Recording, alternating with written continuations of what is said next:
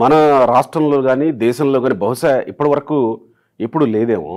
ఈ కాన్సెప్ట్ ఎందుకు తీసుకోవాలనిపించింది? ఏంటి కాన్సెప్ట్ అనేది మనం మళ్ళీ మాట్లాడదాం. ఎందుకు తీసుకోవాలనిపించింది ఇలాంటి కాన్సెప్ట్? ఎగ్జాక్ట్లీ అండి. యాక్చువల్‌గా ఇది టౌన్ హాల్ అనేది ఓల్డ్ కాన్సెప్ట్ అయినప్పటికీ కూడా ఓల్డ్ కాన్సెప్ట్ అంటే మన స్టేట్‌లో ఉందా? మన స్టేట్‌లో లేదు. లేదు. అదే. పాశ్చాత్య దేశాల్లో ఓకే. ప్రముఖమైనటువంటి ఒక కాన్సెప్ట్ అనమాట. అంటే యాక్చువల్‌గా లీడర్స్‌ని ప్రజలతో దగ్గర చేసేటువంటి ప్రోగ్రామ్ అది. జనరల్‌గా ఏం జరుగుతుందంటే లీడర్స్‌తో ప్రజలు మాట్లాడాలి అంటే అంత సౌలభ్యంగా ఉండదు ఎక్కడైనా సరే. బట్ లీడర్సే డైరెక్ట్‌గా ప్రజల దగ్గరకు వచ్చి వాళ్ళ సాధక బాధకాలు తెలుసుకొని ఏం కావాలి అనేది సొల్యూషన్ చూపించడం అనేది దీని కార్యక్రమం యొక్క ముఖ్య ఉద్దేశం. ప్రజలు కూడా ఏం చేస్తారంటే లీడర్స్ దగ్గరికి డైరెక్ట్గా అప్రోచ్ అయ్యే సౌలభ్యం ఉండదు కాబట్టి ఒక సమావేశంలో వాళ్ళకు ఉన్నటువంటి సమస్యలు ఇవన్నీ అడిగి తెలుసుకునేటువంటి అవకాశం కల్పించబడుతుంది. అంటే ప్రచారంలో జనాల దగ్గరికి వెళ్తారు, చూస్తుంటాం కదా, రకరకాల విన్యాసాలు ఉన్న రాజకీయ నాయకులు చేస్తూ ఉంటారు, చేతి వృత్తుల వాళ్ళ దగ్గరికి వెళ్తూ ఉంటారు, ఇవన్నీ వెళుతూనే ఉంటారు కదా.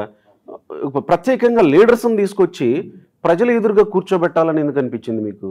అది రాజకీయ కార్యక్రమాలు వీటిలో ఈ ప్రచారంలో జరిగేది ఏంటంటే అండి, వాళ్ళకు లిమిటెడ్ టైం ఉంటుంది.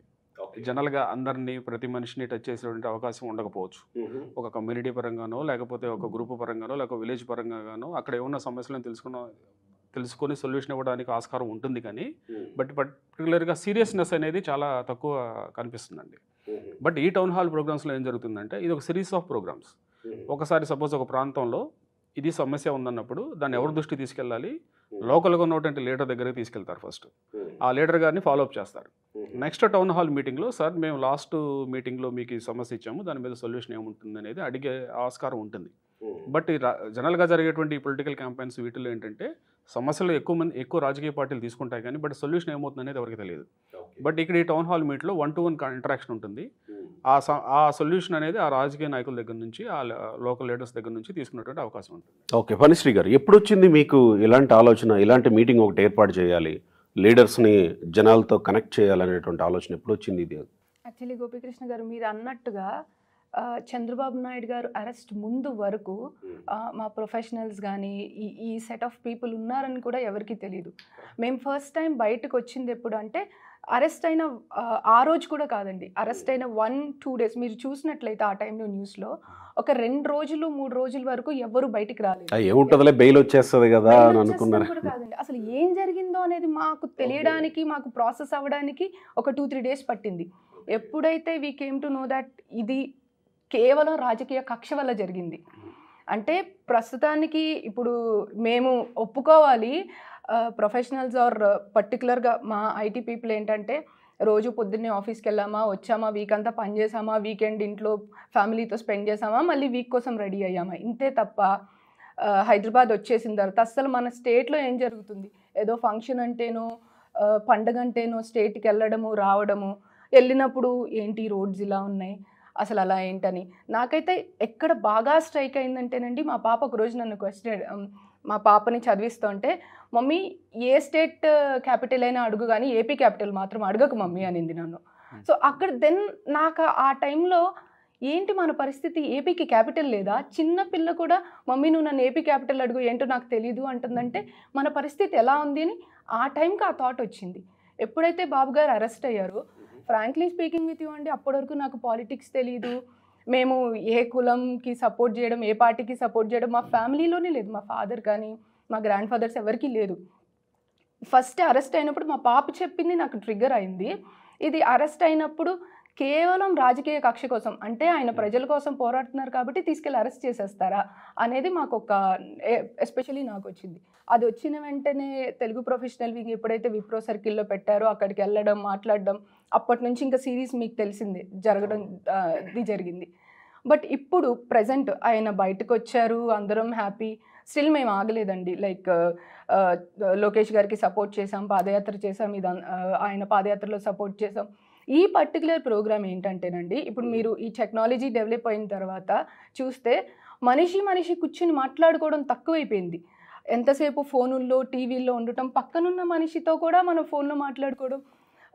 I'll give an small example అండి, మీకు గుర్తుంటే మనం చదువుకునేటప్పుడు సండే పొద్దున 10 o'clock ఈ ప్లేస్లో కలవాలి అంటే మనం రైట్ అక్కడికి వచ్చి కలిసేసేవాళ్ళం. మనకి ఇంట్లో కూడా ఫోన్లు ఉండేవి కాదు, చేతిలో కూడా మొబైల్స్ ఉండేవి కాదు. ఇప్పుడు 10:30కి ఒక పర్సన్ని కలవాలంటే ఒక ఒక 10-15 కాల్స్ అవుతున్నాయి. Yeah. అంటే మనం మనిషిని మనం ఫ్రెండ్స్నే కలుసుకోవడం తక్కువైపోయింది. ఇంకా లీడర్స్ అంటారా, మనకి ప్రాబ్లమ్స్ ఏమన్నా వచ్చినా, లేకపోతే ఇప్పుడు రోడ్ అలా ఉందండి, గుంతలు పడిపోయి అలా వెళ్ళిపోతున్నాం తప్ప పట్టించుకోవట్లేదు. ఫోన్లు చూసుకుంటూ వెళ్ళిపోతున్నాం, టీవీ చూసుకుంటూ వెళ్ళిపోతున్నాం. కానీ ఇదేంటంటే ఒక వారధి సెట్ చేద్దామని మా వంతుగా మేము ట్రై చేస్తున్నాం. అంటే మీకేంటి పని? యాక్చువల్లీ చంద్రబాబు నాయుడు అరెస్ట్ అయ్యారు, ఫైన్. తర్వాత మీరు అన్నట్టుగా ఇది పొలిటికల్ వెనెక్ట్ అయినప్పటికీ సరే ఏదో జరుగుతుంది, పొలిటికల్గా ఏదో జరుగుతుంది. మీకేంటి పని? ప్రొఫెషనల్స్గా మీరేదో ఐటీ జాబ్స్ చేసుకుంటూ మీరు హ్యాపీగానే ఉన్నారు కదా, మీకేంటి పని? ప్రజలతోటి లీడర్స్ని కనెక్ట్ చేయాల్సిన అవసరం మీకెందుకు వచ్చింది? యా, సో మేము ఒక జనరేషన్ అండి. ఏ జనరేషన్ అంటే ఒక లీడర్, నేను చంద్రబాబు నాయుడు గారి సపోర్టు చంద్రబాబు నాయుడు గారే అనను, ఒక లీడర్ చంద్రబాబు నాయుడు గారి ఆయన చేసిన టెక్నాలజీ డెవలప్మెంట్ వల్ల హ్యాపీగా మేము నెలకి లక్షల శాలరీ తీసుకుని హ్యాపీగా సెటిల్ అయిపోయాం.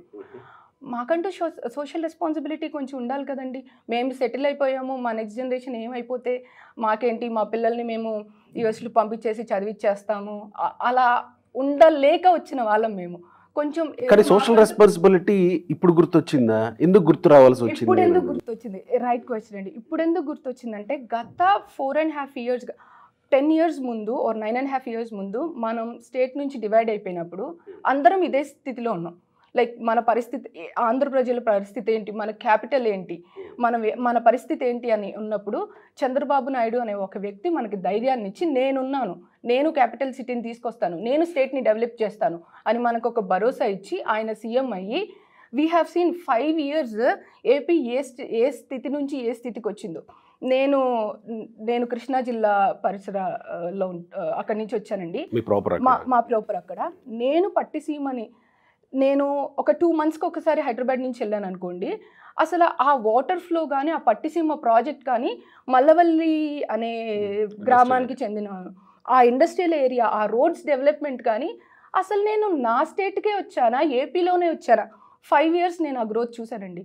అట్ ద సేమ్ టైం ఎప్పుడైతే బాబు గారు గవర్నమెంట్ మారిందో 5 years ఆర్ 4.5 years ఆ పతనం కూడా చూశానండి నేను. ఇప్పుడు నేను ఎప్పుడైతే పుష్కలంగా పట్టిసీమలో వాటర్ చూశానో, ఇప్పుడు వాటర్ ఎండిపోయి ఉంది.